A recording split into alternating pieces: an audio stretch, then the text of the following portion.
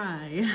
So one of the proverbs that I think of often, or I should say the concepts that I think of, is that of Sankofa. It comes from Ghana. It's a symbol of a bird that's neck is turned so that it's facing behind as it walks in the forward direction. And the idea is that you can't know where you're going unless you know where you've come from. And so really this importance of us understanding our history, our stories, personally and collectively, in order for us to forge ahead. And it's something that I think is so important in this country that we're in, but even in the world, right? I mean, I'm situated in the United States, so I can speak a little bit from that context and recognizing that sometimes it is painful for us to talk about the past, but it doesn't mean that it's not important. And so for me, just being able to share a little bit about my own story and my own context, which is what helps me to navigate the next stages as well. And every major transition for me, I've always had to learn how to build that bridge while I was walking on it. And so I want to talk to you a little bit about my own journey and show you how this, woman who originally came from both Brooklyn and the Caribbean ends up becoming a systems design architect and preparing now to move to North Africa. So just a little bit of my background and story. I'm an American. I was born in Brooklyn, but grew up some of my childhood years in the Caribbean. I have one parent from each part of that African diaspora, if you will. My mom is American and my father being Caribbean. And so from a very young age, growing up,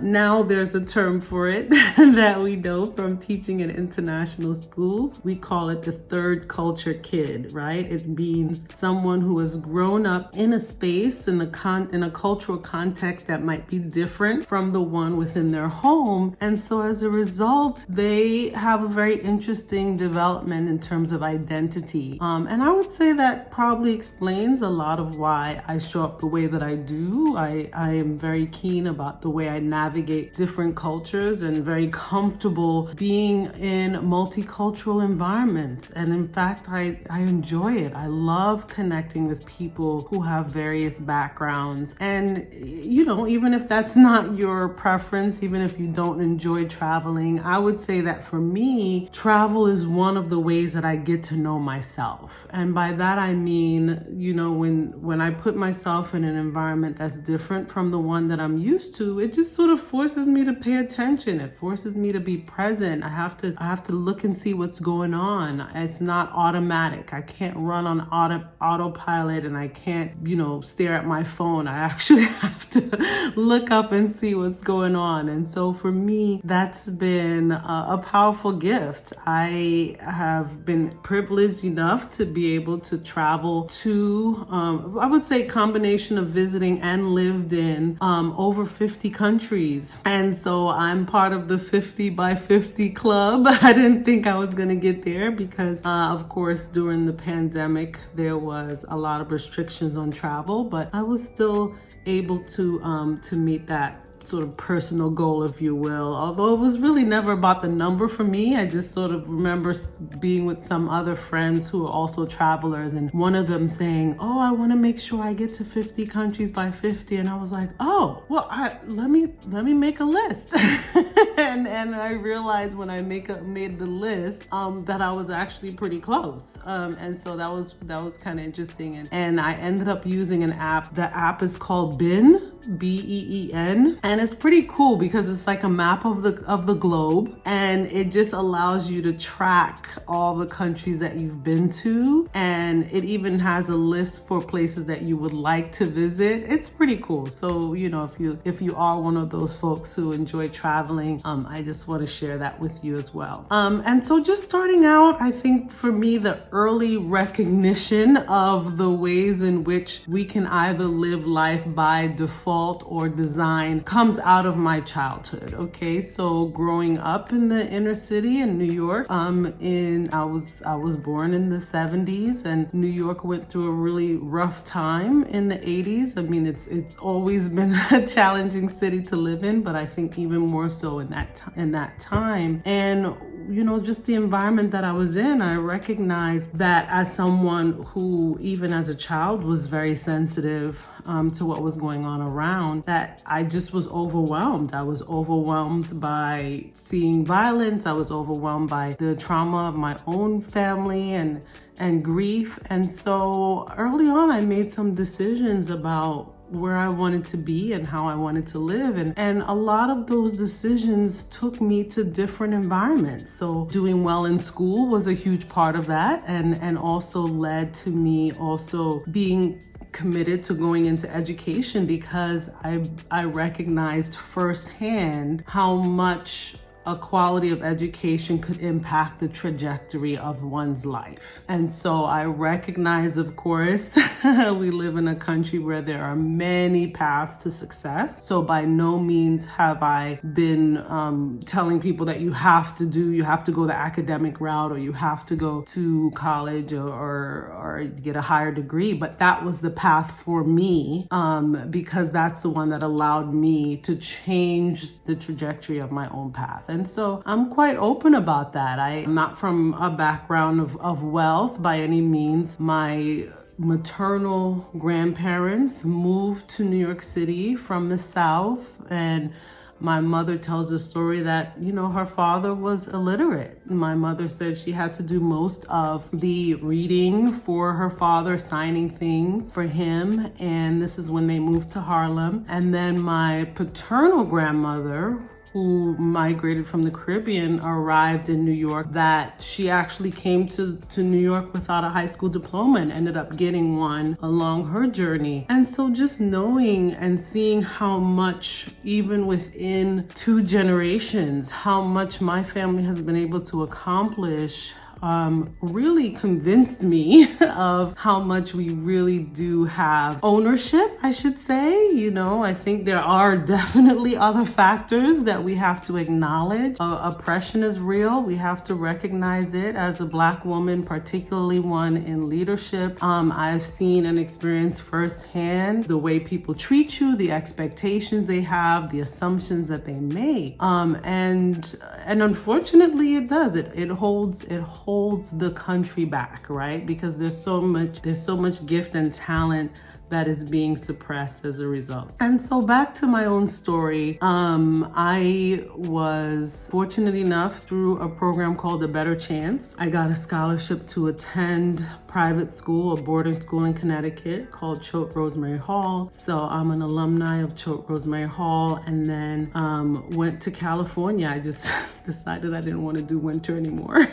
So I went to Stanford University for undergrad. Again, this was always me just saying, what do I want? What don't I want? And I decided that I didn't like being cold. I think just, my childhood in the Caribbean has caused me to have a very low tolerance for winter. At Stanford, I was chemistry as an undergrad. And I'm happy to speak more about this at another point, but one of the things that you'll find, particularly if you're from a disadvantaged background, I guess you would say, is the tremendous pressure to get a lucrative career, make money, go into medicine, study engineering. And so I heard all of that because I was very strong in math and science. But I knew that I wanted to go into education. I knew the impact that education had on my own life. And I knew that was something that I wanted to pursue as a career. But I wasn't defiant, right? Like my mentors would say,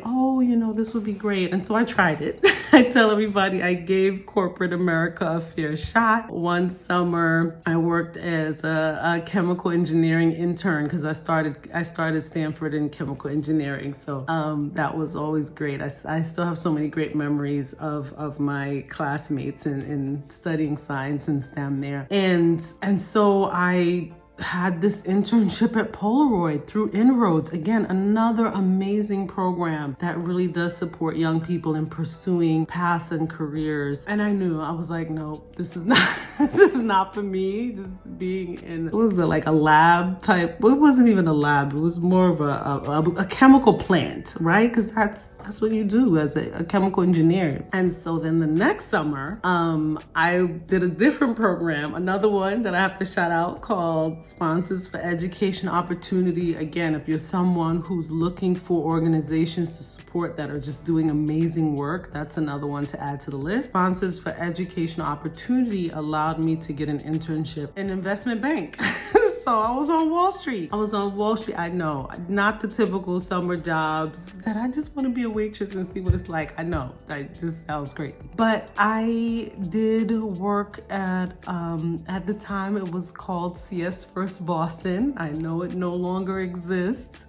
In fact, funny side note, I was working out at a gym a couple years ago. And you know, we always had like little swag things. And so someone came into the gym, this young lady came into the gym with a little tote bag that said CS First Boston. And of course, this brought back memories from decades ago. And I was like, oh, CS First Boston. I remember that coming. She was like, yes, it's so vintage. And I was like, oh my gosh.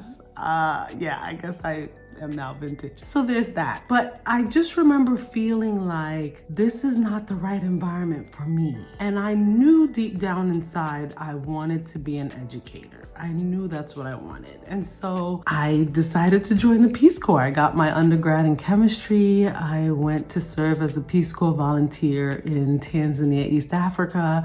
And honestly, that's where I got the real travel bug, where I realized I could just live in a different country and just have this other life. And I was with a host family, and that became my extended family, and still stay connected even to this day. I recently had a conversation with my host family sister, and she's out in California. Her son came to visit New York, and I got a chance to take him around. So I just think about how, yes, the world is big, but it's really not, you know? And we have these other lives that are available to us. And again, I'm not encouraging anybody do what I do, because I do think it's crazy to pick up and move your whole life to another country, but it's so worth it. It's not easy, but it's worth it. And so I say all that to say, and I know I didn't finish the story because there's definitely more, but I'll tell you more another time. I say all that to say our life is for living, right? And as challenging as it is, and as much as we have grief and sorrow, we also have joy and love and connection. And so I just want to encourage you, and maybe myself, that the adventure continues. And I would love for you to share with me in the comments as well. What are some things that really help you to stay open and connected and adventurous and take risk even when you don't know how things are going to turn out? So thank you for listening, and I appreciate you being here. If you prefer reading,